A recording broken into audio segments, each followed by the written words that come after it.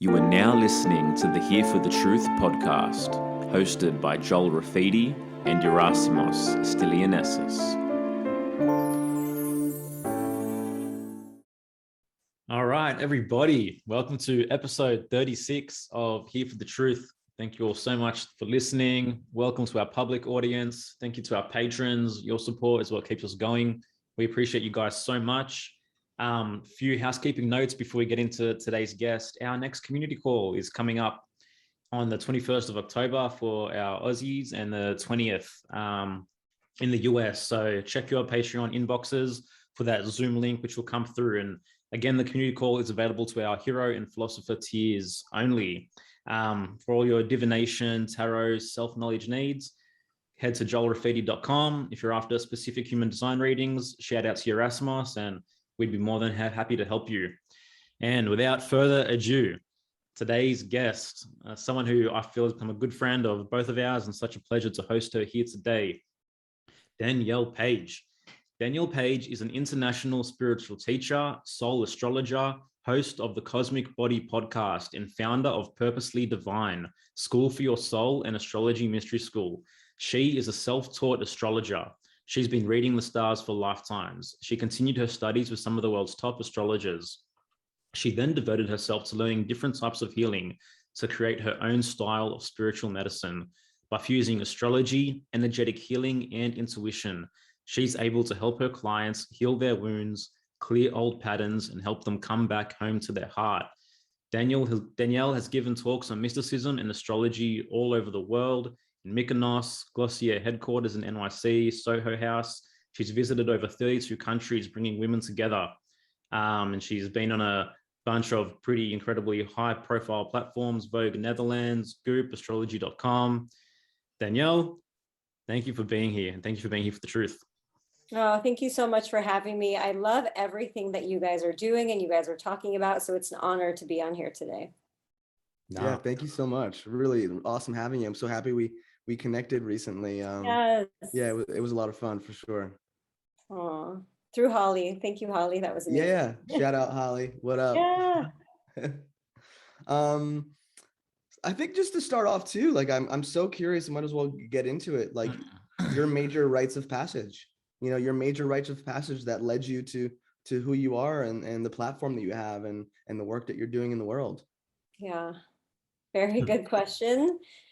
Okay, so my story is long. I'm going to give you the abbreviated version. It's super intense, but I love sharing it because I really feel like this gives people a deeper understanding that anything is possible, that even if we didn't grow up having all these gifts and doing all these things, there's so much magic in us that's just waiting to come out in the right time. So I, my whole life, I felt like I was very intuitive, but I didn't really exactly know that word, and it kind of stopped there. Okay. Like, as I was growing up, nobody talked about this stuff. I always kind of was able to sense what people were thinking, what they were feeling, but I kind of didn't really dive into it more. I just kind of knew, like, I remember in college, we'd be at places and then I'd be like, oh no, those people aren't good. And they're like, well, how do you know? I'm like, oh, I know, I just know. Right. And then we just kind of wouldn't talk about it. But that was always a part of my life, but I never explored it more. And then it wasn't until I turned 30, which if you know astrology, I was going through my Saturn return. Now the irony of this is at 30, I didn't actually know astrology. So obviously my soul knew astrology, but Danielle in the 3D did not know astrology. So long story short, I was working in Boston at an interior architecture firm. I got my master's in interior architecture. It was a 4.5-year program for just my master's degree. Super long, kind of at the end, didn't really know if I wanted to do that, but I'm a Taurus, so I stuck it out. I'm like, well, let me just go. I've already went this far, so let me just do it. And then, so I'm working at one of the top architecture firms in the world where so many people would love to be, but I just wasn't happy. I was doing blueprints all day long, talking to the engineers and the contractors about the HVAC system. And honestly, it was just like, this was not lighting my soul up. And I kept saying, I need to help people, but you have to understand at that time, there were no Facebook groups, there was no Instagram. We weren't doing this, I didn't know anybody who did this kind of work. Okay. So I just kept saying, I need to help people. Well, I was 29 at the time. I was turning 30. living in Boston with my boyfriend. We decided to go to France for my 30th birthday. And we get to France and he's acting really strange. And I'm trying to talk to him and he's not really responding. And I'm like, oh my God, he's so nervous. I think he's going to propose. You know, we didn't really talk about this and I wasn't really ready, but I was like, oh, okay. I'm like, you know, I'm 30 at the time, unconscious. I'm like, oh yeah, I want the ring, right? You know, I'm in it. So I'm like, I'm here for this. So I'm like, oh, he must be proposing. So we're at dinner at this restaurant that I really wanted to go to with a designer, Philippe Stark, who I loved his work, you know, because I was working in design world. So we're there, so super happy to be there. He's acting weird. I'm like, oh my God, it's coming. And he breaks up with me my 30th birthday in France. And, you know, honestly, it was like out of a movie. Yeah, it was like out of a movie. So, you know, I'm laughing now because it's been so long and I love sharing the story, but was not laughing at the time. So fast forward, we go back home and I move out because I was living with him in his place. And I realized at that point, I got this download, but at the time I did not know it was a download, right? Because I don't really have a conscious connection to spirit, but I went for a walk and I get this download that it's time to move back to California. So I moved back to California. I had a little stint in New York, trying to live it up and go crazy for the summer. Anyway, so I ended up back in California. And that's when the economy tanked. So I believe this was around, when was that, 2008, 2009? Yeah. So the economy tanked, no design jobs, now living at home with my parents, crying about my breakup, having no money, watching some friends get married. And I'm like, wow, this is not how I pictured life at all, right? I am devastated. I'm crying. You know, I'm just like, this is the worst. I haven't lived with my parents since I was 18. I was 30 at the time. But I come to find out that that was actually divine timing. I had to heal a relationship with my family. You know, we had to work on some wounds. And also I needed to be in a safe environment for what was to come. And so what was to come was a massive awakening that I couldn't even tell you the words at the time because I didn't know, right? This is in hindsight, but a massive awakening. So it really started with dreams. About a month after I was home, you know, kind of just being depressed and crying and feeling sorry for myself, Cancer moon over here, right? Feeling super sorry for myself and wallowing in my own self-pity.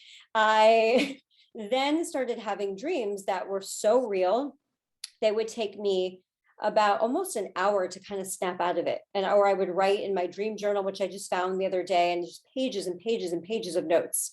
You know, I almost felt like I was somewhere else. And I'm like, wow, this is so weird. You know, I don't know what's going on. So it started with that, and that kept happening. And then one day after that, in the middle of the night, I woke up in the middle of the night, opened up my eyes, and I see a spirit in front of me. Now, I have never seen spirits before in my life. Like you hear these mediums that grow up and they were seeing this since they were a baby. I did not. This was not normal to me. So I actually screamed. I was so terrified, not because the spirit was doing anything to me, but because my eyes were open and I was seeing it as if I was looking at you guys. They're just a little bit more like translucent. Okay. So that was so shocking to me. And I was terrified for about 2 weeks, didn't sleep with my lights off. But in that time, again, I didn't know at the time, but I started getting downloads from spirit. And what was starting to happen is I was starting to be guided. Because that's the thing I want to share with people. We always have guidance, right? We always have little hits that come through us, but we think it's us. But this was so strong and this was so foreign to me, but I was being guided. It felt very loving. It felt very safe. And it was like, you know, the more scared you are, the more you're going to bring in dark energy. So I had to go through this and learn this myself. There was no book. There was no teacher that taught me. I had to learn this. And then they're like, start meditating. And I'm like, well, what the hell is meditation, right? At this time, this is 13 years ago. So I had to sit down, you know, I'll close my eyes. I'm like, am I doing this right? I don't know what's going on. But then I would go into deep meditations. And throughout this process, so this became then a couple months to a year, what was starting to happening was this unfolding and this awakening of the true essence of Danielle. So during this time, the Danielle that I knew for 30 years was dying. So I had to go through this deep grieving process. Parts of my behavioral patterns were dying, you know, relationships with friends, with some family members were ending, and just the old parts of me were crumbling while this new was coming in. And you have to understand, this was very confusing to me. This was very scary. But at the same time, throughout this whole process, I had this connection in my heart of knowing this is who I am and this is what I came here for. Because when I was little, I always had this deep understanding and belief that I was here for something big, but I never knew what it was because, in the 3D plane, I was like, okay, I can't sing. I mean, I could only dance, if I had some wine. I'm not really a dancer. I'm not an artist per se. I can't draw or paint. So I'm like, oh, well, I have no talents, right? That's what I told myself. But throughout this process, I was learning that my true gifts were coming out and there was magic there to be had. So this became a journey of all through my 30s of me then learning astrology, me learning about consciousness, me learning about awakening, me shedding the old Danielle and moving into a higher vibrational frequency that's more aligned with my soul. So again, I'm still going through it because we all are, just everyone's journey, but it was massive. I would say from 30 to 36 was massive awakening of my soul. And in that process, I started my business, and I'm kind of fast forwarding here, but I started my business because I knew this is what I'm here to do. Started with astrology, and now it's just branching into everything because everything is connected. So that is my story. And again, if you would have told me this at 29, that this was coming, honestly, I would have called you crazy, conspiracy theorist, if I even knew that word at the time, right? And I would have made fun of you probably, and I would have walked away and left. So proof that we have no idea what is coming for us. We got no idea. We never have any idea. And I mean, it's so interesting how it always happens around 30. And obviously you speak about the Saturn return, et cetera, et cetera. I'm 30 this year. And if you told me last year that when I'm 30 that I'd be doing astrology, I'd be doing numerology, I'd be giving tarot readings. I mean, I was working in construction. I was working in a factory. Oh, wow. I've got a forklift license. If you told me back then the same thing, that this is what I would have been doing, I would have said the same things. Yeah. You absolutely just never know what life is going to throw at you and what turn is coming. And I feel for those years before we get to 30, we're often the most confused at the same time about, what our purpose is, what container we're meant to pour our creativity into. We've got no idea. From your perspective, do you want to say something? Yeah, I just want to say something real quick because I'm curious if we partied it all together in New York City, because I worked at the Rose Bar, the Gramercy Park Hotel, and next to the Gramercy Park Hotel, the apartment buildings that were connected to them were designed by Philippe Starck. So amazing. So I was just curious if there was some other connection there as well. But I'm sure we passed each other, met each other. There's no doubt. And then I left in 2008. I was 28. I left because the path I was on, like acting and then even living in that bar world, I took a year off and backpacked around the world. Amazing. Remember when we used to be able to do that? Remember the good old days? Oh yeah, for sure. Without having to take tests and and do all this other crazy shit. Remember the flu? That I can't find it. Where's Waldo? I want to ask from your perspective, because even from a human design perspective, right? It's 30. When you look at the 6 line, it's 30 where things shift. Yeah. So can you explain the Saturn return and how that affects our life from your perspective? Absolutely. I will throw this out for any astrology lovers. I also was going through my Saturn return. I had Pluto on my ascendant and Uranus on my Venus when I broke up with a relationship, and Venus is my North Node ruler. So I had a lot going on. But to go back to the Saturn return, which I actually just have a course on right now, a little plug there. It's called Karma Codes. Please. And so I teach people about what Saturn return is and Saturn in your birth chart. So Saturn return, we have 3 of them in our lifetime, around 30, it could be 29. Some people could start 28 and a half. It really depends on their chart, but around, we'll just say 30, 60, and 90. Okay. So we have 3 cycles, and that's how long it takes, 30 years for roughly Saturn to come around to the same placement where it was in your birth chart. Now, every planet is a different archetype, and every archetype we feel energetically. Saturn is about responsibility, discipline, structure, and it's our karmic lesson of one of the main reasons why we incarnated on Earth and why we came here. So when we are turning 30, we don't have to believe in this. I love the people that don't believe in astrology, because I'm like, oh, well, you're still going to feel it. If you believe in astrology or not, you're going to feel the energy. So what happens is Saturn comes around and we start feeling, oh, okay, I need to get serious. Either it could be a divorce, it could be a marriage, it could be a baby, it could be a new job, it could be move across the world, across the country, right? Or we have some internal crisis of, I don't know what I want, or I need to start doing this. Because what Saturn is doing is, this is the reason why we incarnated. So we have to start learning the karmic lesson So we start tapping into the energy of Saturn, and Saturn is a lifelong journey. It's not quick.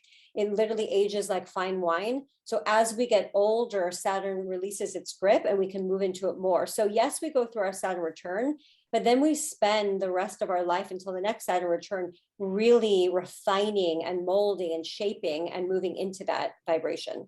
Okay. So yeah, mine was in the 9th house, and 9th house is spirituality, spiritual teacher, consciousness. What are we here for? So I had to find my voice. I had to find a higher meaning of life that I just was lacking before and I didn't have. And that was very apparent when it started coming through. There you have it. There you go. I'm curious your thoughts on this. A lot of people talk about age 33 as the Jesus year. You've heard that before, and like this big impact that it has, or big change. Like, does that correlate at all? Like in terms of, it's like you're kind of out of your Saturn returns and then this year happens. And so it's like a huge change or a huge shift that you go through in your life. I'm just curious your thoughts on that. Yeah. Well, we also all have our individual transits. So Saturn is because the orbit for Saturn is around 29, 30 years. So that's going to happen for everyone. But besides that, we have our own individual transits that we all go through. But, the 33, I tell people, I think that around 31 is when we've kind of learned the lessons of Saturn, and then we start implementing. So 31 is a rough number. With energy, there's no, cutoff. It's not black and white. So it could be 33.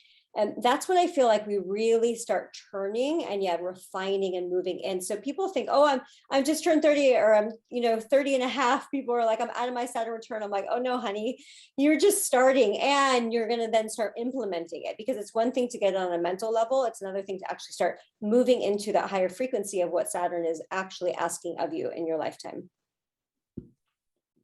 Yeah. I want to ask you from your perspective. We could get into a debate here. Vedic versus that's always the question. Is that the question? No, I don't. Okay. But I want to ask you. So, from your perspective, do the planets have their own energy frequency which is affecting us? Like, how does the basic effects of astrology come through from your viewpoint? Well, the first thing I'm going to say is I don't have all the answers, and I definitely am not going to pretend like I know. I think the more that I grow and the more I evolve, the more I understand that I know nothing at all. Yeah. So I think that to me is the biggest key to understanding and not understanding at the same time. What I will say though, yes, I have seen that the planets have a different frequency. Everything in the universe is frequency and vibration. So to me, they're like different actors in the play. Like, is this the criminal? Is this the good guy? Is this the good girl, right? Is this the quiet, shy one? What is it asking? Is this a spiritual one? What is it asking of us? And, this is what I tell people all the time. I don't have to do astrology. At the time, the economy was horrible. And so I was doing sales jobs and other things, but I didn't need to get into astrology because it's not like I didn't have any degrees. I have 2 degrees under my belt. If I really wanted to do something else, I could.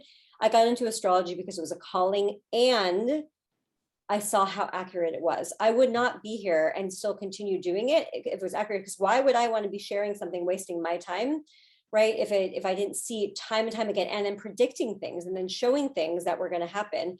So how I see it is, yes, it's different frequency, and they don't lie. That's what I've said. Astrology doesn't lie. There's no black and white. There's wiggle room, and there's free will depending on our consciousness. So the planets won't make us do anything, but we are under the vibration of it. So how will we use it to the highest good is what I always teach people, right? Yeah. So it goes so much deeper than just like we're doomed or we're destined. Exactly. I'm glad you said that, because I'm in complete agreement with that as well. From my perspective, they are archetypes, right? And these are living archetypes within us. Primarily, it's an inner zodiac. What came first, us or the planets? Could the planets simply be projections of ourselves? Like, this inner zodiac is a real living thing within each of us. We're all individual universes oriented in different ways, depending on how that zodiac is. But yeah, I came from the same place. I didn't believe in astrology, right? I was raised quite a fundamentalist Christian kind of background. But the moment I saw the truth of it, and I began to apply it in my own life, and then began to work with it and apply it with other people, there's absolutely no denying the impact. And it's such an empowering thing also, from my perspective, to realize that you incarnated here with a blueprint unlike anybody else that's ever existed, and you're here to fulfill a purpose which is only yours. And particularly when we live in this culture that is designed to make us believe we're all the same and to do all the same things and to say all the same things and to respond the same way, what could be more empowering than realizing that your own uniquity, and then being able to get confirmations of what that really is. When we give those people those confirmations, it awakens a remembrance of who they really are, because most of us, we live our whole lives knowing what we're like. We recognize our strengths, our weaknesses, our proclivities, but we don't have certainty in that because the world is telling us something different. And then you go and get like a divination reading, and it's like, whoa, I have always been that way. I have always felt like that. And then you can get the confidence to actually live your life like that and own yourself and be who you truly are. So yeah, that's my 2 cents on all of that. I love that. And it is, I tell people it's a beautiful tool. And, you know, there's a lot of people who have negative connotation with astrology. And I do understand that, but I also, with all due respect, they don't understand the magic and the mysteries of the universe. They don't understand the beautiful ancient wisdom tool that it is. And a lot of people are using it not in the highest light. But like you said, when you can read your blueprint and understand and bring you deeper into your soul and have you heal some pain that maybe was inflicted on you through societal conditioning or what have you, just to understand like, this is how I'm wired. Okay. And I've been maybe doing the shadow energy. Well, how can I use the higher expression of this? And what is it really asking of me in this lifetime, instead of just getting myself stuck over and over again? It's incredibly beautiful.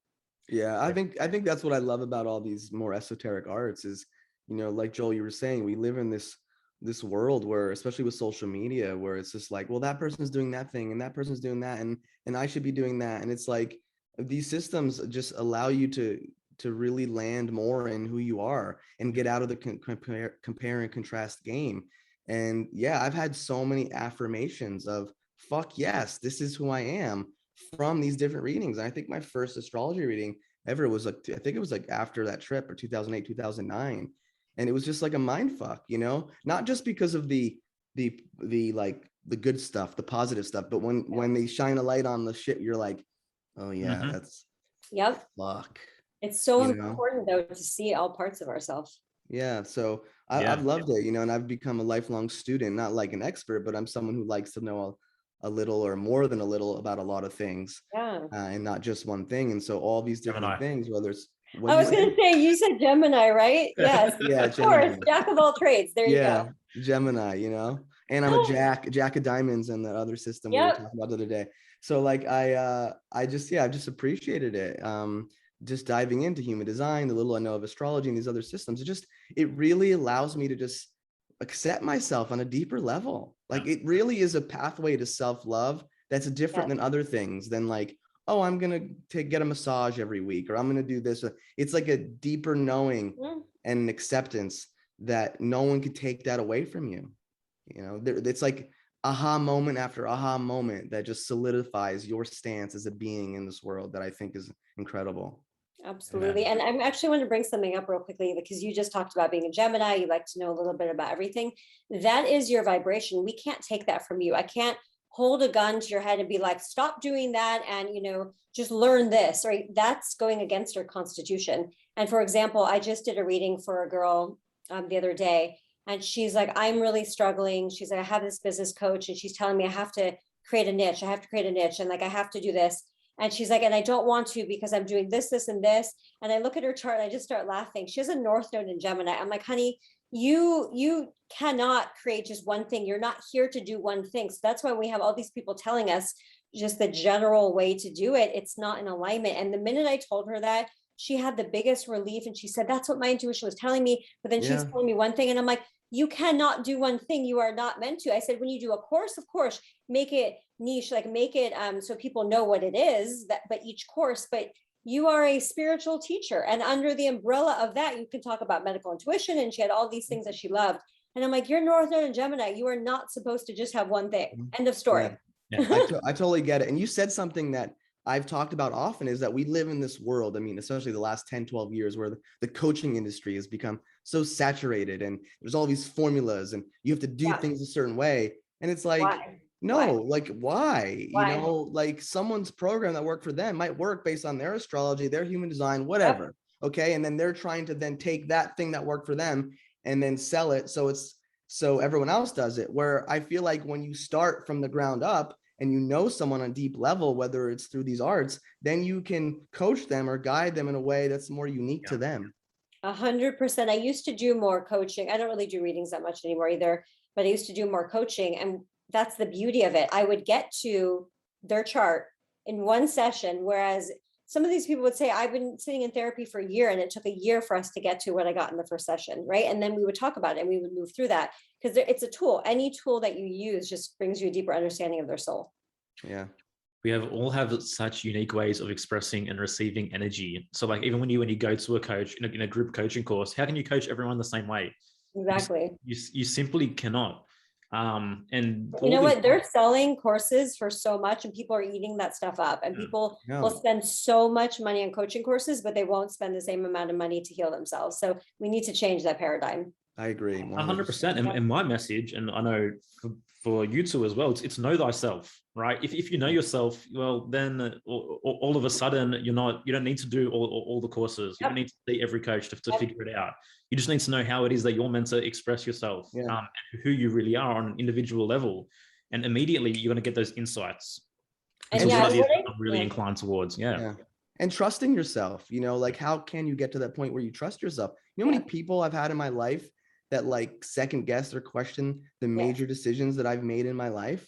And it's like, no, I'm following that voice, whatever that is within me, to go towards the thing that lights me up. I mean, later on that I realized, oh, I'm a generator too. You know, from a human design perspective, it's really important to go after the things that light me up. I don't even know why sometimes. I'm just like, I'm going to go here. Now, this is the next thing I'm going to do. This is the next thing I'm going to do, which again, falls into underlying the whole Gemini nature as well. So there's all these different things that paint a picture and shine a light on certain qualities of yourself. And it really comes back down to like, you have to gain that trust with yourself. Yeah. You know, and this is the issue we're dealing with the world today, is like there's a disconnection from that voice within, from that trust. And so we're absolving ourselves of the responsibility and we're looking externally for all the answers when the answers are there within us. If we just separate and peel away from the gunk and the conditioning that is keeping us from really listening and hearing that voice. Right. That's why more people need to listen to, like you guys, listen to some of the crazy stuff that I say that's shocking, because from birth, we're indoctrinated into this program. You know, people don't even realize, because they don't even know they have blinders on, but what we're trying to do is shatter those blinders. And then they start looking and they're like, oh, I didn't even know that was over there, right? That's when the awakening happens. Yep. Yeah, no, absolutely. And I mean, how can you trust yourself if you don't know who you are? So the first step to trusting yourself is knowing who you are. And like you begin to listen to that intuition, right? But often early in the beginning, you're scared to act upon it for some reason or another. You go against the grain. But the moment you start to act upon what that little voice is calling, and then you make that decision, and all of a sudden you experience a release or something shifts in your life that puts you more in alignment, then you begin to flex that discernment. You begin to build that trust with yourself, and you can listen deeper and take the next steps in the bigger callings. And these arts, these different divination arts, they are a way to cut through the shit. They are a way to cut through the sludge of the world and everything being projected at you. They are a machete for you to actually carve your own path by understanding deeper who you are. And I mean, it's just changed my life. Absolutely. And I like to joke that astrology for me, because here's the thing. Yes, I'm an astrologer. I've done this for many lifetimes. So it actually came I would study a lot and I taught myself, but it would come easily to me. And then I started taking classes with teachers later on. Okay. But the thing is, yes, I'm an astrologer, but I'm so much more than that, right? And so you guys are so much more than any tool you use, because I see astrology, and why spirit really got me into it in the beginning. It was my gateway drug, I like to call it, because that opens you up to receiving information from the universe. So now my biggest thing is my health journey that I went through, and I'm getting taught by spirit right now how to heal different parts of our body with frequency. So that's something that I am learning right now. So it was just, like I say, the astrology, whether it's tarot, astrology, human design, gene keys, they're just gateway drugs to bring you deeper into the connection to spirit, which is your connection to self. And that's truth right there. 100%. That's the truth. And ultimately, what the gateway is to your inner oracle. We all have this inner oracle, right? And there are different various ways to deepen that connection and strengthen that connection. But ultimately, you can get to a point where you don't even need the tools. You don't need the tools whatsoever because you've made that connection. You've bridged the gap. Yeah. So this morning, Danielle, I had the most random back spasm. So how can I heal my back? Oh, we're going there. Okay. Putting me on the spot. If you notice, I'm so fidgety because I literally it was so random, but yeah, help me out. We'll talk about that afterwards. Yeah, perfect. No worries. You mentioned earlier, like you felt you always were intuitive naturally, or you felt you had more intuition. And so from an esoteric numerology perspective, this is not your life path number. We discussed this briefly over Instagram, but you are a 7, and sevens generally, they are the most intuitive. This is the number of the mystic. It's the number of divination, right? Isn't it the loner as well? Would make sense to me. Yeah, I mean, 7 is the first prime number. It's the most individualistic. 7 deadly sins, 7 chakras, 7 musical notes. There's 7 sheaths around a baby also. So yeah, it's a very, very esoteric number. So even just from that perspective, there's no coincidences that you found yourself in what it is that you're doing.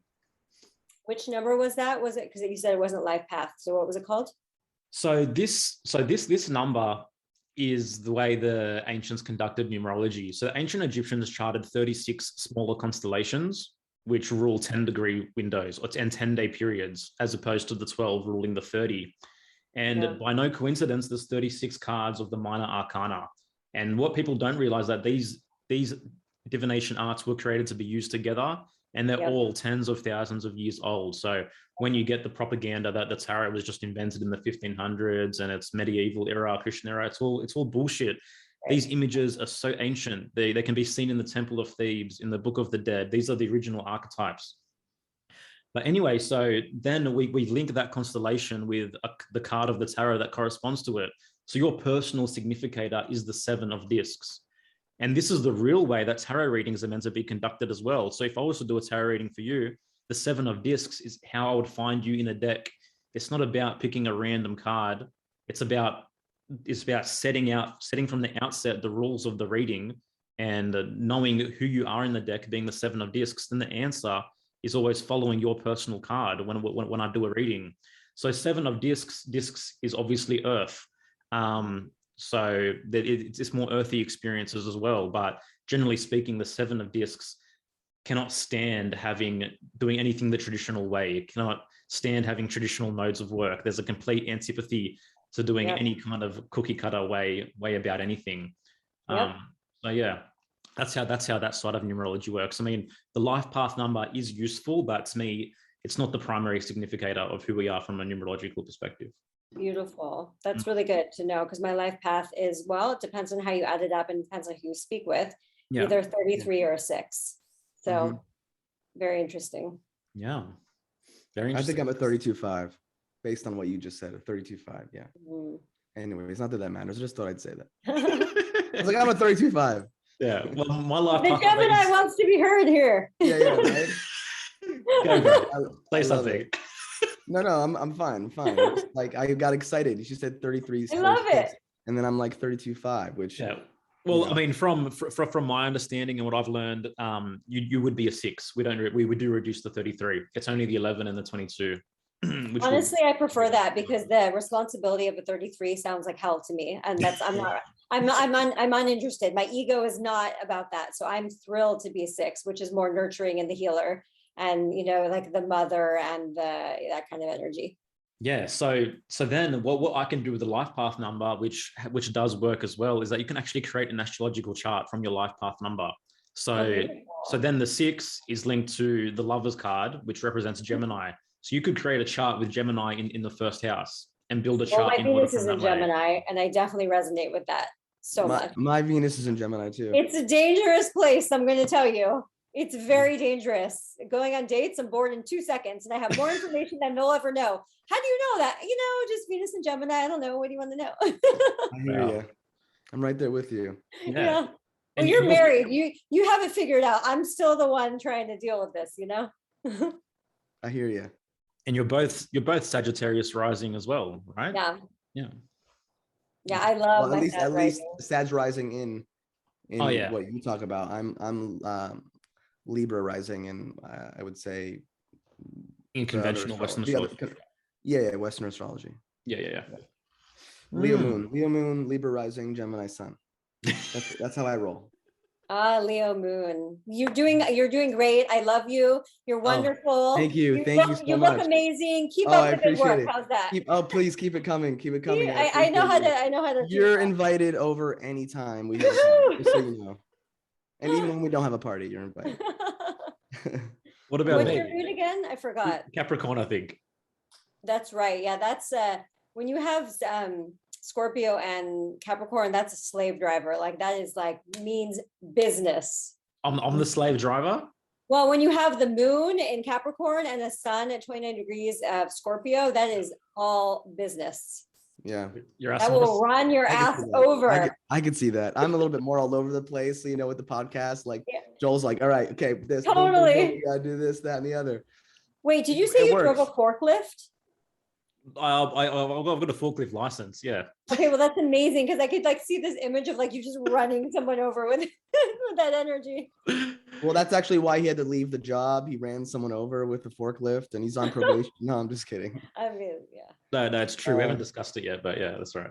Well, you know what? I wanna ask you, you know, based on intuition, based on astrology, based on your experiences in the world, like when did you get more hip to like the level of what's happening in the world, you know, like when did you have the aha moment of like, oh, the people that are in power, like they don't really care about us, you know, the mainstream media is lying to us, et cetera, et cetera.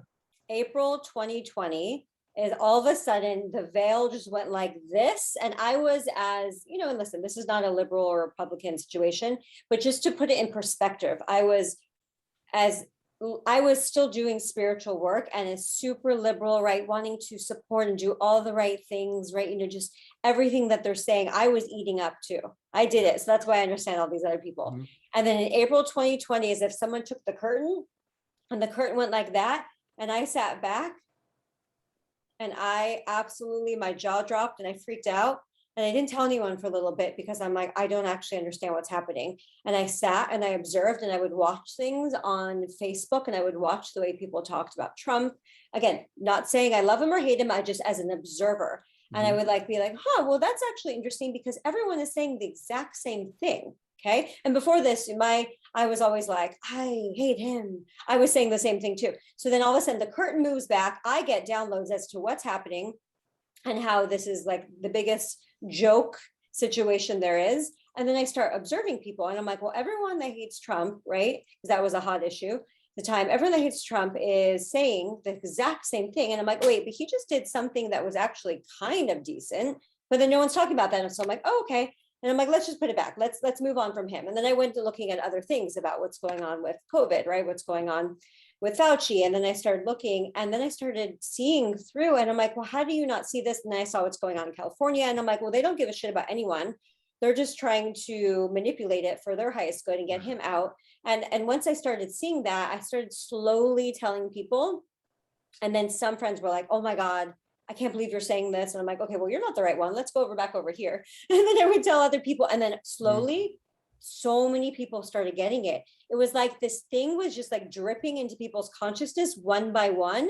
Yeah. And then all of a sudden I was slamming truth right and left all summer. And I was getting bullied, I was getting harassed, and people were like, oh my God. And I'm like, how do you not see it? It's right here. It's just all of a sudden the curtain went. So again, this is not about Trump, that it just started with that. And then it leaked into everything else that's going on. And then, you know, they're all part of the same bird, you know, but you just see, because again, that was a narrative that they sold us too.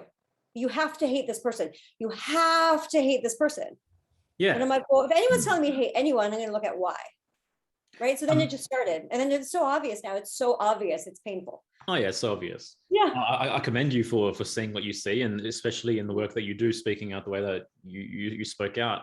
And love him or hate him, I mean, Trump was a great awakening for many people, because it just created such a veil and such a haze for so many people. Polarizing. So polarizing. And to be honest with you, I don't know if it's the same bird. I'm not convinced either way. I don't know, because like it or not, from my perspective, so many people awoke through the whole Trump phenomena. Mhm.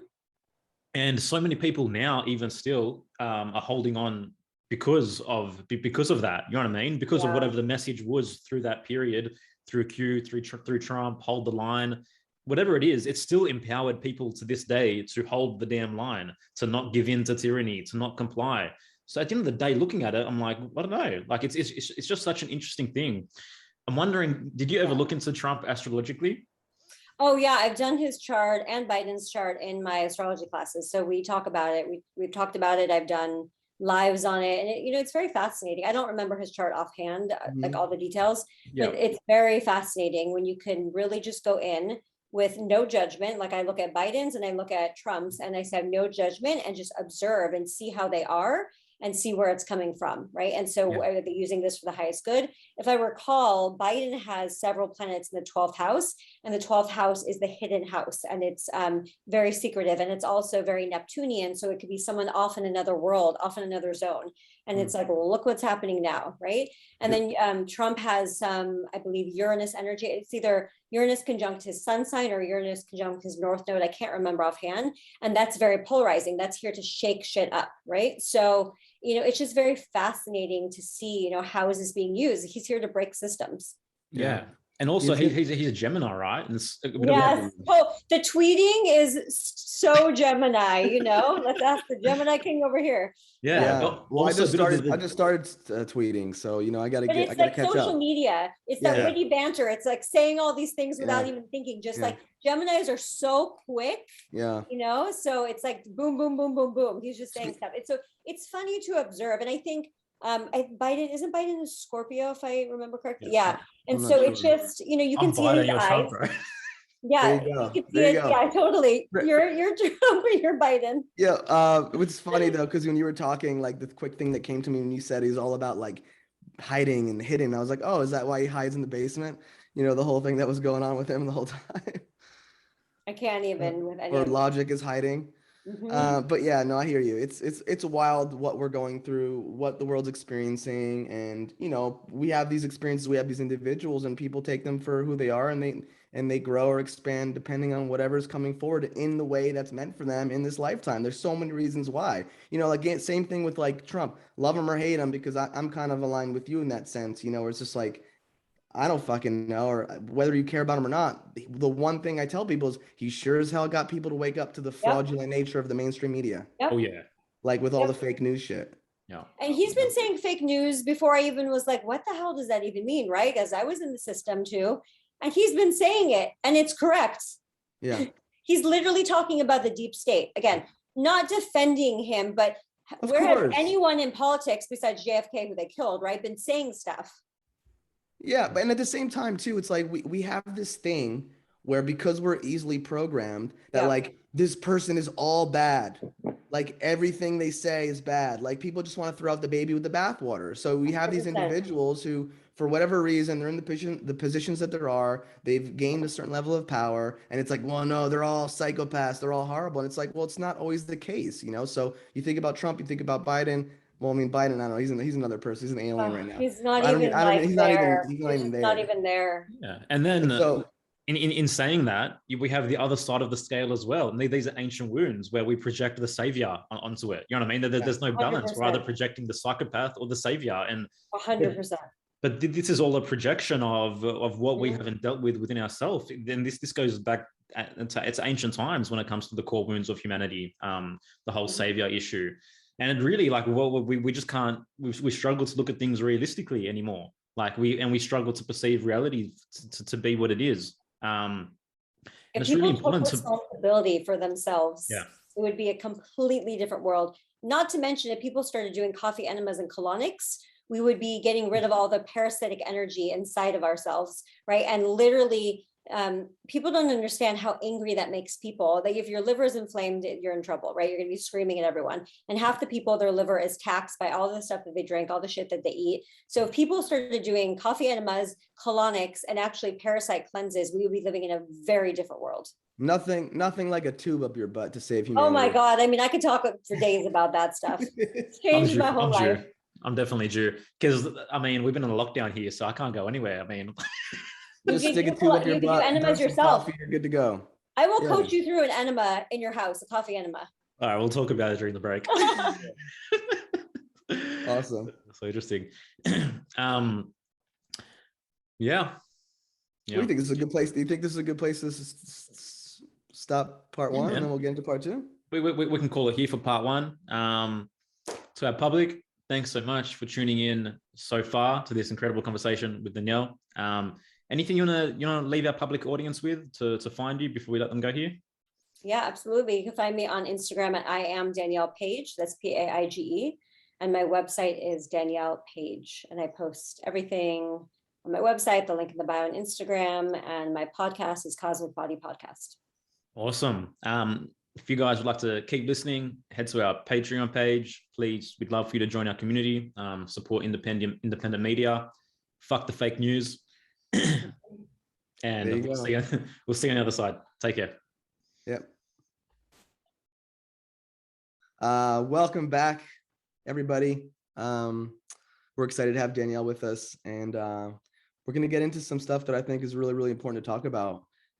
Danielle, I'm curious. You've talked about this in the past, I guess, a few weeks on your Instagram page, that you recently went through an explant procedure.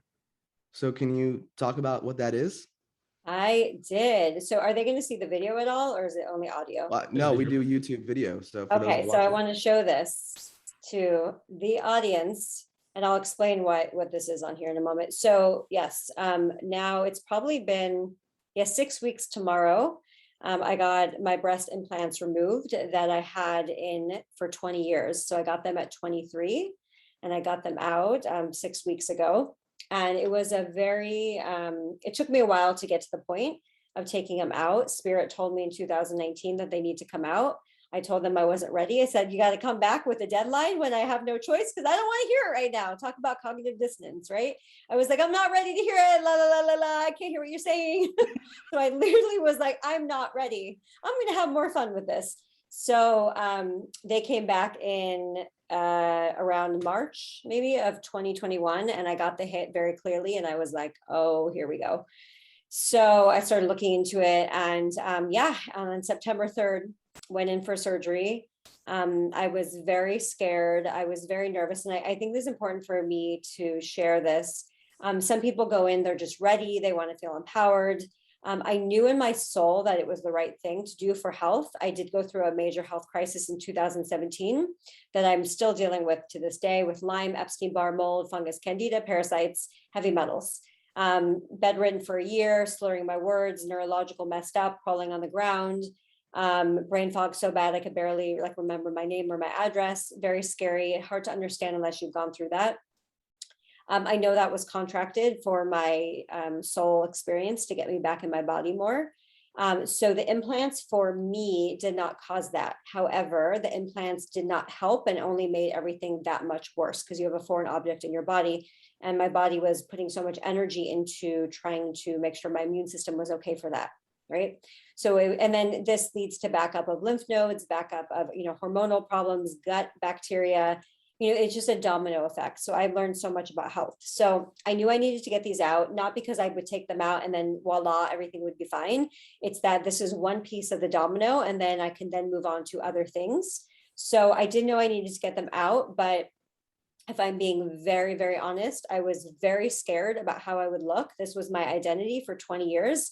You have to think I was 23. So I then went through my awakening with this. I went through my health crisis with this. I feel like I became a woman with this in. So I did not know myself without this. I don't even remember the 23-year-old Danielle, right? All I remember is a 23-year-old Danielle, insecure, not liking herself, feeling that she needed to get these in.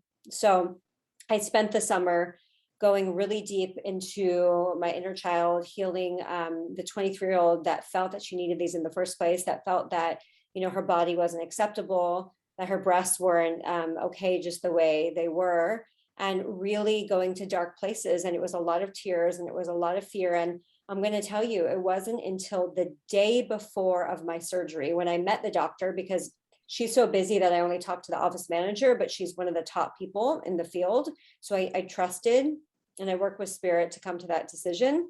So her name is Dr. Feng, Feng, and she's in Cleveland, Ohio, if anyone wants to know. So it wasn't until the day before the surgery that I had this peace in my heart, and I said, okay, I'm making the right decision. I know. But that being said, I went in, my friend couldn't come in because of like all the COVID stuff. So I'm there literally on the, in the bed, getting hooked up, and I am crying hysterically because I'm like, I'm going to wake up, I'm going to have butchered breasts, I'm going to look ugly, like everything. And I it's important that I share that with people because people need to know the reality of this. I was so scared. I'm like, I cannot believe I'm doing this because I'm going to wake up looking ugly. Okay. So I was crying so hard on the operating table that I was shaking, like giving myself an anxiety attack.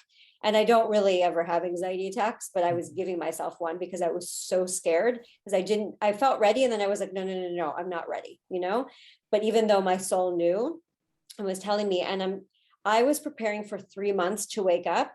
And the first moment I woke up, I thought I was going to cry because here I am, I'm Danielle. And now, because you have to understand when they take out implants, it doesn't mean your boobs are just going to go back to the way they look.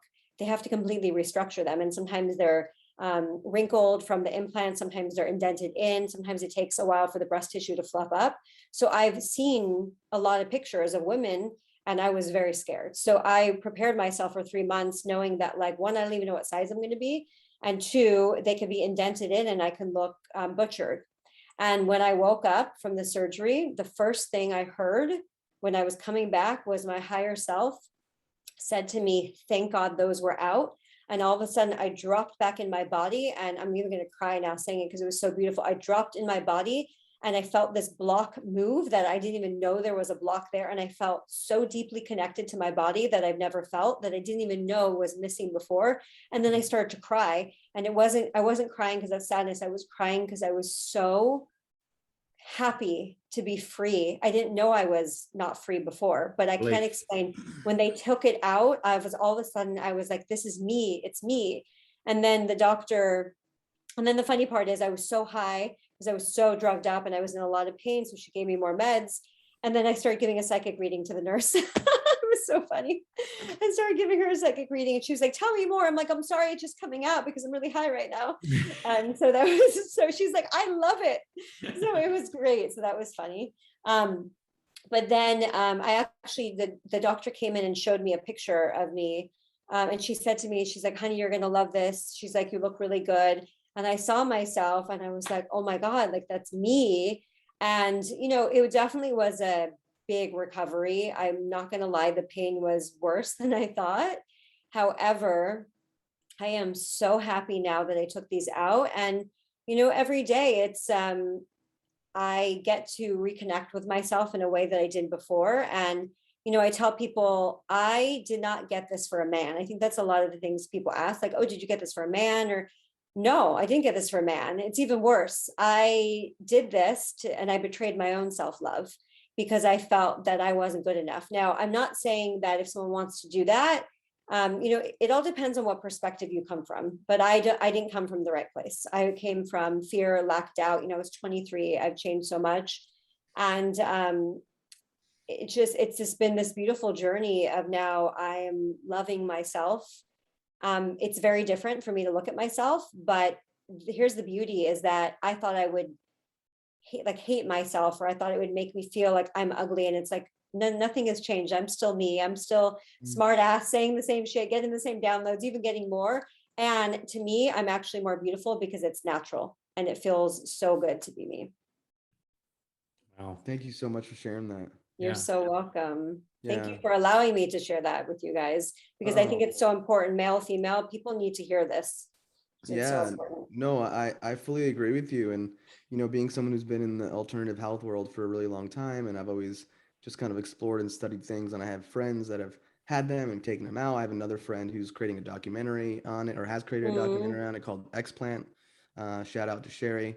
Because I just think, it's something that I think more people need to know about, especially from the potential health complications. Yes. Like, you can be going through and having these experiences and not knowing that that maybe this thing that's inside of you is I'm not going to say is the sole cause, because I don't, but For some people it is. For some Yeah. people they get their face blows up, they get rashes everywhere. So everyone's different. But so yeah. Yeah, no, everyone's different. And it's just like, this could be impacting you, and they don't even know. Just like we talk about like the ignorance, like you don't know something until you know it. So even with this world today we're dealing with the vaccine, is that there are people who get it and then they're like really sick like a month later or 2 weeks later, and they can't put it together. They can't connect the dots. Right. And so something that is almost like so close to you that you can't make that connection. On your heart chakra as well. And if you think about your lymph nodes all gather around here. So imagine this stopping. I mean, I know Holly.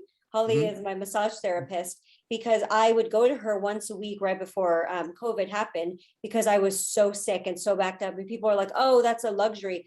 No, it's not a luxury, spending about $300 every week because you blow up and I look like a blowfish and I wouldn't look like myself. She knows I was in so much pain. She saw my journey, and I would have to go to her because it wasn't for, pleasure of me just relaxing. It was that I could not function if I didn't go to her.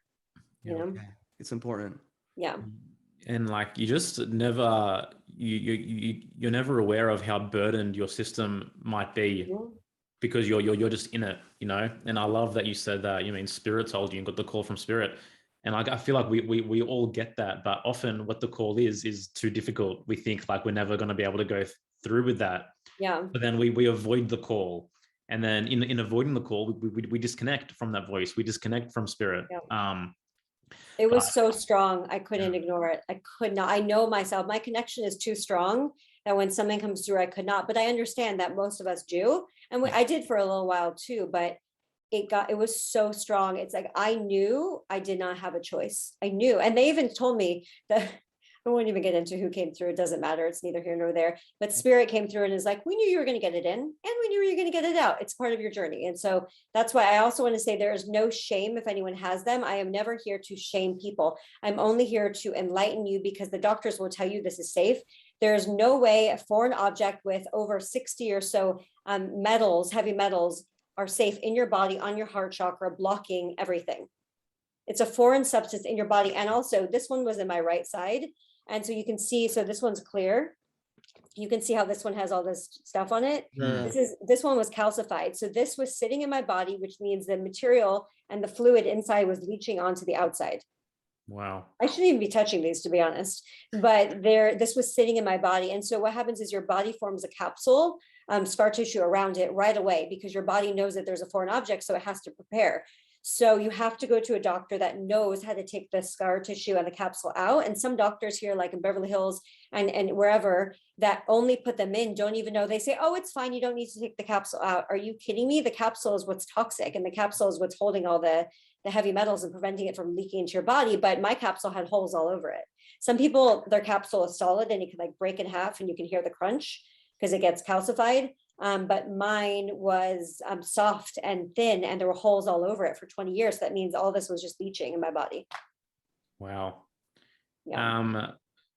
And like we make these decisions at an age and at times in our lives when we don't really know who we are. We don't really realize what we want from life, or we don't understand consciousness. And the other major impact, which I've come to learn of this simply because of my wife's work as a birth doula, is the potential impact on future breastfeeding. If a woman wants to be a breastfeeding mother in the future, which is such an incredible rite of passage, then these girls and these women go and perform this surgery, and they cut themselves off potentially from ever having to experience that rite of passage. And no one makes them aware. No one informs them. And again, it comes back to being informed, right? Because we have all these doctors and surgeons, and they just want to administer and do and perform what it is that they're trained to do. But the right information isn't provided to us at the time when we need it to go and make these decisions. And I mean, we can apply this conversation to vaccines as well, right? We're not informed, but imagine how much heavier the burden would be waking up to what you've done after getting a vaccine, because this isn't something that you can just remove from your body, right? Yep. Like, well, I want to share two things. One, I got two vaccines to go to Bali in 2016. to be safe, because I know my body and I'm super sensitive. So I was drinking the Kool-Aid too. And I was like, oh, well, vaccine, I'm just going to get the vaccine to be safe. And even though my friend's like, I don't think you should do that. I feel like that's bad. And again, this is before I was fully conscious of this. And I said, oh, well, I'm just so sensitive. It's better safe than sorry, not thinking there could be side effects to that. Well, it took about 9 months later. And in 2017, that's when my body absolutely collapsed. So, we all could have Lyme, but not everyone is going to have the Lyme symptoms and go through that. My system could not tolerate it anymore.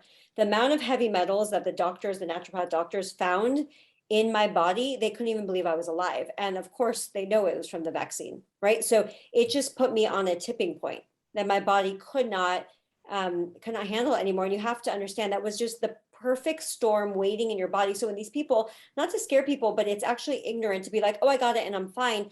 You have no idea what it's doing in your body. Do you know what it's doing to your blood? My dad, months later, just got a blood clot. He was in the hospital from it. I told him it was from this. He knew. He went to the hospital. They gaslighted him and he comes back. He's like, it's not from this. I got it months ago. It couldn't have happened. Right. So people don't, that shows me that people don't understand health. And I don't blame them in a way, because we're taught to give our health away to the, doctors with the white coats. And it wasn't until I went through my major health crisis that I had to learn. I brought myself back from crawling on the ground, and I did not go through Western medicine because I was doing that in the beginning. And then I saw it was making me more sick, and spirit told me right away to stop. So it was a journey. The other thing I want to say with the implants is the only thing that they told me, I asked if these were safe, I remember. And again, different consciousness 20 years ago. Okay. The only thing the doctor said is, oh, they're totally safe. The only thing you might not be able to do is breastfeed. So he did tell me that. But most doctors, you're right, they don't tell people that. So I'm glad we're talking about it. But when I was 20, I said, oh, who cares? I don't care to breastfeed. I'm 20 years old, or 23 or whatever it was, so I didn't care. But I do know some friends that had implants and they did breastfeed. But then it makes you wonder, well, if this is so close to the milk ducts and the materials are leaching, what do you think it's doing right to that? So part of me getting this out is because I know that I have a daughter coming in probably a year-ish, a year and a half. And I knew that they're trying to get my body good. So I did not want to breastfeed with this in at all. Yeah. Yeah. Powerful stuff here. Yeah, it's really powerful stuff. And I just, again, like Joel, what you said, information, like, we talk about informed consent as a big, like, hot button issue in the vaccine world. And it's just like, for so many medical procedures, like, are people getting the full story? Are they getting the full picture? Are our parents, day one of birth being like, okay, we're about to inject your child with something called hepatitis B vaccine. These are the ingredients. Like, this is one question that I ask people all the time when I get into these debates. I go, okay, can you tell me each ingredient that is in this vaccine or that vaccine, and tell me how each one of those ingredients takes me closer to health? And then they say, oh, it's such a small amount. It's such a small amount. Okay, fine. It's such a small amount. Then I go, okay, if it's such a small amount, can you show me the studies that show the cumulative impact of all these small amounts and what impact they have on the body?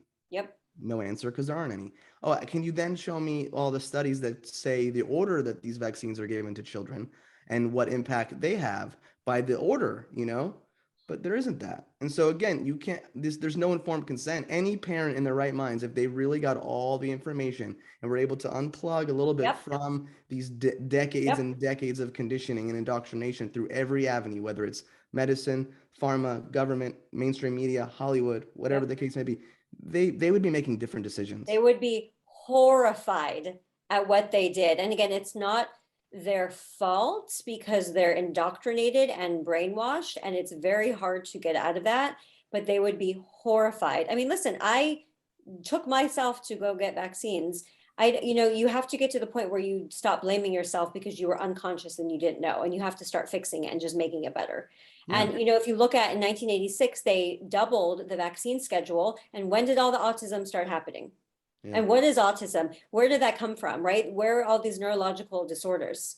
It goes in it's the blood-brain barrier, right? That's what I was going through that when I was going through my Lyme. It completely impairs your speech. And these children, if you think about all the people that are dying or getting sick from this vaccine, think about all the children that can't actually speak and can't say a single thing. Yeah, It's heartbreaking. it really is heartbreaking. And this is where like my righteous anger comes out. Yep. And it's why I do a lot of things that I do. Is a lot of it comes from that, you know, because I had my own history of injuries that I connect to vaccines as well when I was younger. Yep. Now, I didn't get it to a place that was really, really, you know, like destabilizing, you know, like some other people that are more unfortunate. But still, it's like I've experienced some of the horrors of Western medicine. And so part of it guided me to being who I am today in the world. Yep. I know everything we go through is teaching us. My health journey was the most horrific thing I've ever experienced. And still to this day, you know, I take care of myself so well because of it, to maintain and make sure that I'm good. But it was the most powerful and beautiful thing because of that, I know how to take care of myself. So when people are freaking out, they need a detox. I mean, where are they going to go to? Right. I'm the one that had to bring myself back from the dead. So it's like people need to start listening to the people that are healthy and what we did, because there's a reason why we're like this. Yeah. Yeah, and these are the wounds that become our gifts and our wisdom. And most of the time, we're able to offer this and speak of this because we have been through it, because we figured these things out for ourselves and developed the self-responsibility and actual understanding. But I mean, you don't have to go through it. You can actually listen, and you can learn, and you can aid your intuition. And there are ways where you can gain information without having to go through the pain by watching, and seeing what's going on. And I think this is something that it's missed so often. We sit there and we think it's never going to happen to me, so we just live our lives accordingly. But I just wish generally more people would navigate their lives through truth based on what other people have experienced as their truth, and we don't get to the point where we negate mothers, we negate children, we negate whoever's been through anything, and we can actually observe reality and navigate our own lives accordingly. I mean, it's quite extreme when you think about it. This realm that we're living in, and the war that's actually taking place against us on so many levels. And the problem is it's sugar-coated. But when you call a spade in terms of 72 vaccines before the age of 18. Insane. Yeah, insane. So from your perspective, like this is quite an intense incarnation, right? Earth school, whatever it is. This is extreme soul evolution. We aren't here to have a fucking pony ride on any means whatsoever. I want a donkey right now. Could I request a donkey? I'm tired. Like, how do you perceive this? I mean, we're navigating a lot here. We're in the middle of the most extreme and intense psychological warfare ever being conducted against the people right now, as we speak, as we have this conversation. What's your perspective on all of that from the higher level? Yeah, what's important, what's been coming through is that some of the most powerful people are here on this planet right now. And, you know, there's people that were like all three of us in our power, and we're going to be stepping even deeper into realms that we didn't even know existed. So multiply, you have three of us, and then you have everyone else speaking up. We incarnated for this, and obviously we have our own soul lessons as well. But, you know, it takes a certain kind of soul. I do believe there's a lot of unconscious people here. The majority of the world is unconscious, and I believe they're just, you know, walking through younger souls.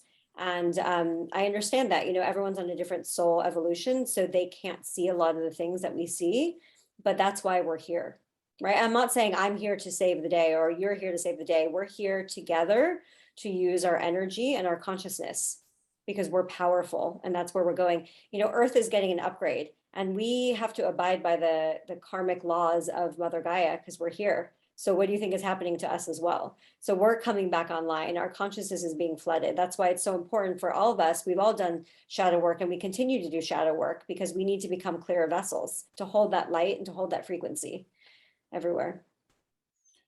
Yeah, I mean, there's no doubt the collective is in the underworld at the moment.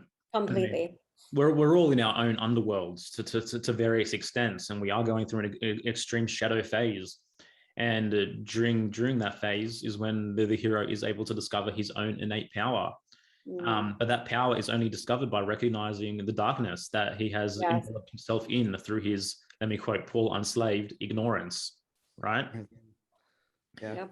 And it's such an interesting time because this plays out in all our personal lives as well as the collective lives. And so we're seeing people experiencing tumultuous relationships. We're seeing people awaken to the fact that they hate their job or they hate their relationship, or they're so uncomfortable and they've just been bypassing their entire lives, being stuck in the routine, which all of a sudden is getting shaken up, right? So we're forced to look at things more clearer for the first time ever.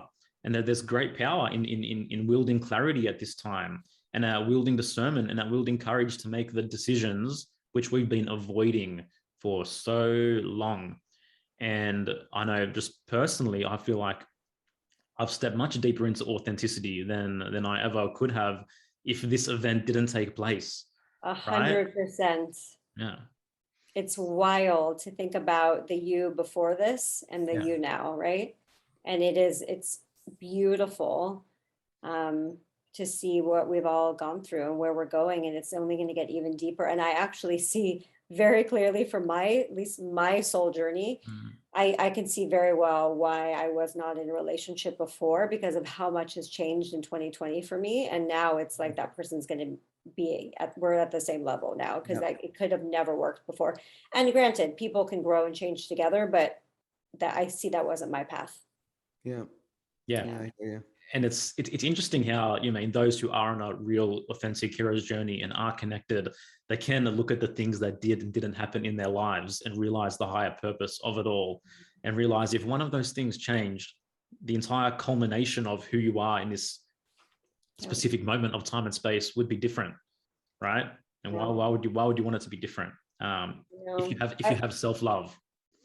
Totally. I was told by spirit, I think it was early 30s, that my love for me, my relationship, it was coming later in life. And I'm like, oh, that's a tough pill to swallow, in your early 30s. Because then you're like, well, then what's the point? Like, am I going to date someone if it's not going to go anywhere, right? Like it's hard, but then it like really forces you to be in the moment and to get the lessons and really connect with people for just that without having ulterior motive, right? So that was hard, but I can see now why. Right. I can see everything I went through of like part of why it needed to be later in life for my soul journey. And so again, I share that openly with people because I think there's so much comparison of like, why isn't someone not married yet? Why don't they have a kid? Right. But we all have our own soul journeys. Like, this is not what Danielle chose. This is what my soul chose. Danielle's like, what the fuck is this bullshit? Right. But that's ego. But my soul had a different plan, and my soul has a journey. And so once you understand that, it's just coming back into balance between your ego and the soul, and really coming to a coherence and a peace with that. Yeah, definitely. I mean, sorry, just quickly, there's an incredible barometer and metric now for relationships, right? Oh, 2 seconds, you can tell. 2 seconds. Yeah, that's what I was gonna say as well. It's like, I mean, to that degree, and also just in general, when you're on that path of truth, and especially like what these last couple of years have forced people to go into, the people that come into your life from this place, the alignments that are made, the connections that are made are on a whole nother level. Yep. I've met the most incredible, I've been fortunate. I've had some amazing people in my life, but this last year and a half, I've met some incredible people. What are you laughing at over there? Making fun of me? Come on, bro. You know what I'm laughing at. Is that when you two met? Oh yeah. It's I know what he's laughing at, because Joel and I we have like our things that we bring up often, and this is why one thing that I bring up often. Aww. So it's just like I've just met some great, amazing people. It's been really cool. I mean, Joel's one of them. You're another one of them. And we just met recently. I know. I loved it. Through a mutual friend, and the mutual friend we met because I think you shared a clip from our podcast, and I think she told me, she's like, oh, I think like I told her like, oh, I saw that she posted it. I was like, I know that guy. And so like, it's just amazing how the connections are made. I could be wrong in the story, but I thought that's what she told me. She was just like, yeah. So I just think it's amazing. And I love connecting with new people, and to connect on this level, it's incredible. Our tribe is coming together now, our community, our soul family. We've been spread out throughout all over the world, and we are powerful. So we're lighting up and we're finding each other. It's beautiful. It's really just, it's everything I feel like we've been desiring. I want to Yeah. I want to kind of flip it and bring it back to things astrological. Yeah. What in the stars, or what's going on, like what's happening now, and then even going into next year that you see, like what do you see happening? Now, I'm not saying I'm going to hold you to it that you're predicting the future, but like what do you feel is going to be going on? Well, I'm actually in the middle of writing the 2022 forecast right now, so I don't have all the answers, but I do know a couple things, but I can talk about what's going through at the current and then leading into 2022. So basically right now we're probably in the most pivotal time of the year. Next week on the 19th. So on the 19th, we enter the eclipse portal. Okay, so we have 2 more eclipses this year. Let me give you the dates right now. They are November 19th and December 4th. So as I see eclipses, the energy of the portal opens up about a month before, and that's when activity starts really happening and things start shifting.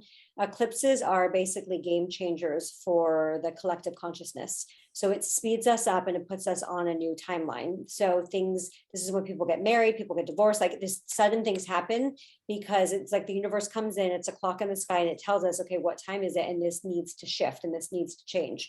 So totally speeds things up. Big events happen. So next week, and it's also the full moon. So we're going to start feeling the energy come in November 19th, like I said, and then December 4th. We do have eclipses every 6 months. And then they have about a 6-month journey until the next one. Okay, so that's when the unfolding happens. So this one is at 27 degrees of Taurus, which could be about the land, food, finances, money, right? There could be stuff with that, weather as well. And then we have another one in Sagittarius. I'm actually very curious to see what the travel situation is going to be like around the December 4th eclipse. Because I said, and I did the blueprint in January of 2021, I said it's either going to be, they're going to flip it and it's going to open it, or they're going to like lock it down even more. So because it's Sag, it's about travel. So I'm very curious to see what that's going to happen. Also, we have the theme for 2021 was the Saturn-Uranus squares. So Saturn is the old and the rules and the regulations, and Uranus is the new and all about the revolution, shaking things up. Those 2 planets have been at odds with each other, forming a square. When you have a square, they put tension on each other. So that happened in February, June, and the last one is on December 24th, so Christmas Eve. And that is what, I told people in January, this is going to be about revolution, people taking to the streets, protesting, rioting, picketing, just really clashing and fighting.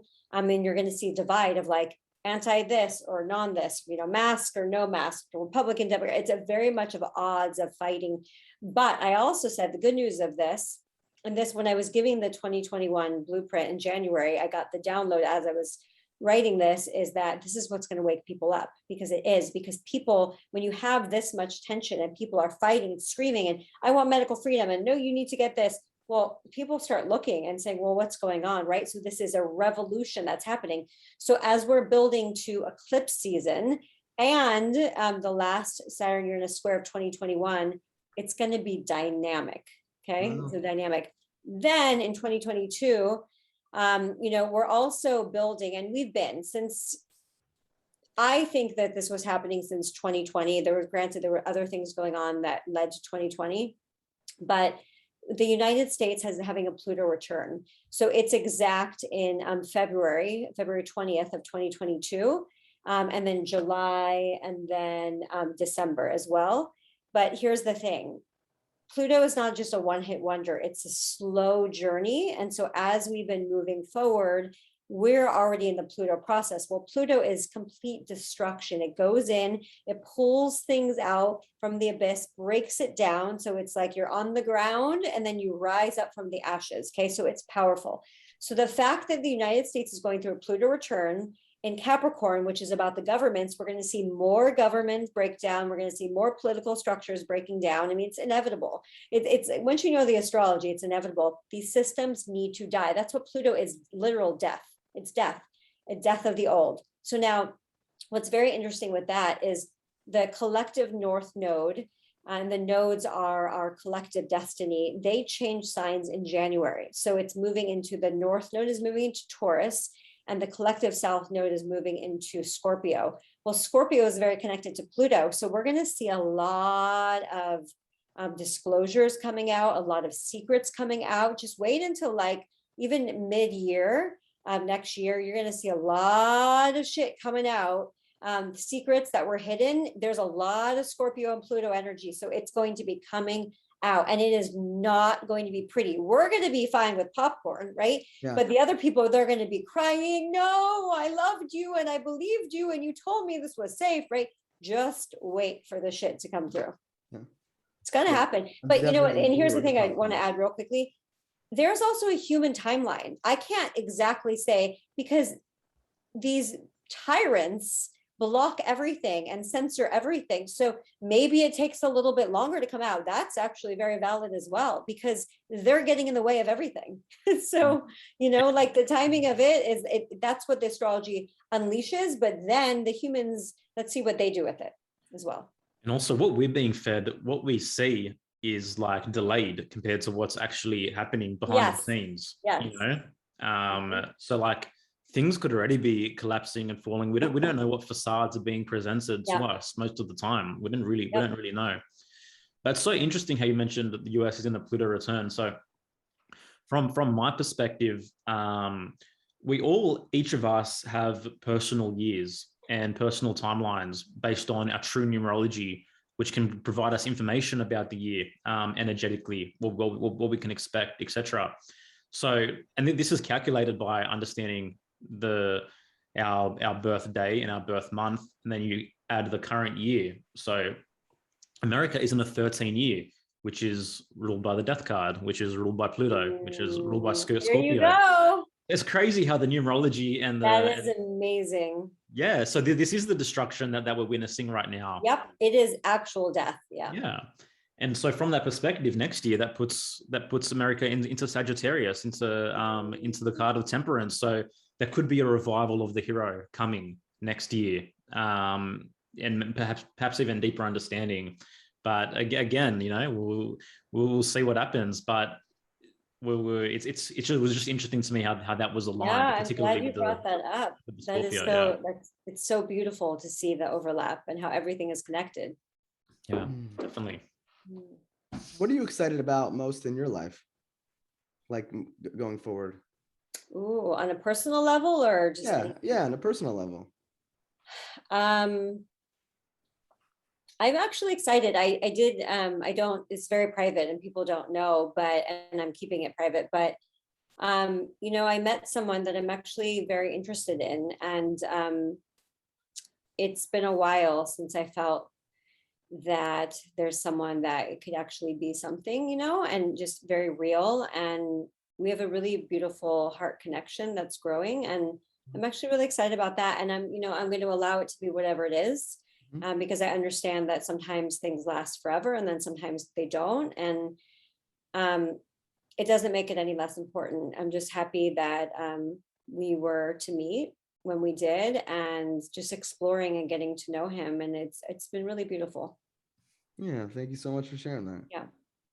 Yeah. Awesome. It's like we struggle to have the experience without having the whole bringing everything that we expect into future, etc., etc. But there's so much to be gained just from having an experience and letting things be for what they are. So yeah, that is very beautiful. I agree. I'm learning so much about what was my own wounds versus is this something that's actually he's doing, right? Or is this my wounds, right? And then how do I move through that? And then how do I talk about it? So I've actually learned such beautiful lessons, and it's just been, there's a lot of respect, and the way we've handled things that have come up. It's just been really beautiful. Like we just had a conversation recently and I was just like, oh, okay, it's just going to be done. I don't know. Based on everything in the past with like all my past relationships, I'm like, oh shit. Okay. I'm just like preparing for it to be done. And it actually turned out to be a really beautiful conversation of like me just being very honest and setting some very strict boundaries and stating exactly what I want and I need and how I felt. And it was just really beautiful. I couldn't honestly, like it went better than I thought. I kept like, my jaw was like, I'm like, wow, is this like a real like adult relationship? Like, holy shit. Yeah. We can actually work this out. This is great. Yeah. It's shocking. It's shocking, right? Yeah. Shocking. Yes. Yeah, Very shocking. But we talk so much about truth and seeking truth, you know, but I feel like in a relationship, like being able to truthfully express your needs and what you want, as opposed to, wait, Yes. I'm feeling and wanting all these things, but I'm not going to say these things because if I say these things, then something's going to happen, you know? So I just Yep. like, again, it's like, let's start with truth within ourselves and within our intimate relationships first and foremost, you Yes. know? But That's where it starts. starts with each individual realizing why am I scared to speak my truth without it being the other person is oppressing me from speaking my truth. No, Yeah. it's usually it's your shit that's stopping yourself, and then we just project it onto the other because we're scared of the fallout from having a truthful conversation because of our wounds, you know. Absolutely. And that's what I went through too. And I was like, am I scared to say because I'm afraid to lose him because of based on the past? Right. And so I had to work through that. And he even said to me, you know, thank you for being so like eloquent in expressing everything that you said. And I said, oh, you know, that's just because I waited. Trust me, if this was a week before, I would have ripped your fucking head off. But like I knew enough to know to not do it at that moment because I knew that was coming from my wounds, not my heart. So I waited till I could get that out of me because that's not his problem, right? And then talk to him from my heart because that's my truth. Yeah. Wow. I mean, I'm such a lover of truth. I mean, it's in my design, it's in fucking probably all the things. And like in my partnership, even with my wife, it's like, I need to know what you're feeling. You know, Yeah. I need to know the truth. Like, I'm here, I'm not leaving you. You know, just like Well, you I guys have that established. This is still new, right? And Yeah. so No, of course, that's beautiful that you have that. but in general, you know, it's like I want to know the truth, you know, Yeah. even with friends like Joel and I, we kind of laid something down in the beginning of our partnership. You know, we met what in March, and like we started this venture together, and it was like, bro, I can handle anything you say to me, like just tell me what's up, and vice versa. And I just think it's important to lay that online if you have the ability within yourself to hold space for it. And unfortunately, not everyone has space for it, you know, so there is that, wait, are they going to have space for what I have to say to them, which is rational, you know, that's the way it is. But at the end of the day, you lay it on the line, then you find your answer. You find out the truth right away. Is this a person who can hold me in my fullness or not? Then I know, okay, well, I don't need to pursue this anymore because they can't even do this basic thing. Absolutely. Which is allow me to be truthful. Totally. And that's the thing is I've been so independent for so long. So that's why I'm learning so many lessons with this experience. And it's beautiful because I'm also coming about it from like, you know, what do I desire? I desire a true, deep, intimate relationship based on honesty and intimacy. So that means I'm showing up fully and saying, you know, this hurt my feelings when you did that. And without saying it like that, but like my feelings were hurt, right? And this is why, right? And let's have a conversation about it. And it was beautiful. And I was met with so much compassion, so much understanding, and so much love. And that's actually what builds intimacy to go even deeper with each other. Yeah, I agree 100%. Yeah. It's like the next level of bonding when you work through something and you see each other in a new light, and then it's like, okay, now we can go deeper. Now we can go deeper. Yeah, that's awesome. So like we mentioned earlier before we started that your personality sign in human design is a 23, and so tell me about me. This translates into your gift in gene key, which is 23. And so each of the gene keys, they come with a bit of an archetype as well. So your archetype is what's known as the translator, and this is just, it's so fitting. It's mind-boggling. It's mind-boggling, but I mean, it's never surprising. Right. This archetype translates inspiration as inner knowing into language. The translator gives voice to received insights. She is here to express individual understanding that brings new innovative ways of thinking and understanding into the collective. She is not afraid to shake life up and instigate new perspectives, often with a glint in the eye. Her grand statements can come right out of the blue and make everyone notice and take notes. She is a proponent of radical measures, eager to see people thinking in new ways and embracing new approaches and ways of seeing the world. The translator is attuned in the present moment and feels the right moment to advise in a direct and efficient way. Things that were problems somehow dissolve in the relaxed presence of the translator. So I just think it's so fitting, the entire story and the entire theme of this podcast has been these intuitive insights that you've had, and this inner knowing which comes forth through you to be translated. And I mean, there's no doubt that you were born with this gift and to give this gift and to be of service in this way. So I just, it's one of those things, you know. Thank you for sharing that. I love hearing things from a different perspective. And was that Gene Keys? Yeah, that's Gene Keys. Yeah, that Gene Keys is so powerful. It honestly makes my head explode every time. It's so amazing. Yeah, definitely. Danielle, such a pleasure to share the past year and a half with you. We're so glad we're able to make this work and have these conversations. I think it's so important for us as individuals to come together and offer our different perspectives and experience those interactions, especially at this time, because we all have such incredible ways of being in service now by stepping deeper into our authenticity and fulfilling these deeper roles that we came here to fulfill. And the fact that now we can sit in different parts of the world and do this together after all the experiences of life, to come together at this point and have these conversations. It's something I'm extremely grateful for, and just want to say thank you. Thank you so much for having me on. It was honestly an honor to speak with both of you.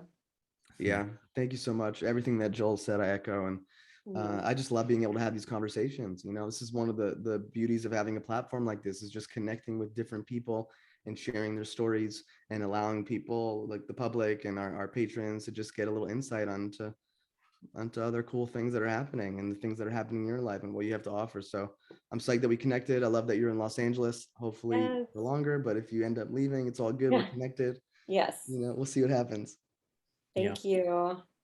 Yeah. Guys, go check out Danielle. She's on Instagram at I am Danielle Paige. Go check out our website. It's daniellepage.com. Is that right? Yep. Awesome. Thank you so much for listening. To our patrons, we really appreciate you. We appreciate the support. Make sure to jump on our community call that's coming up, and we'll see you next time. Take care, everyone. Take care, everybody. Smoking mirrors, I'm seeing through the illusion. Waking up in a time they think you're in a delusion. Somebody set the alarms, cause they be too busy snoozing. I'm in a DeLorean.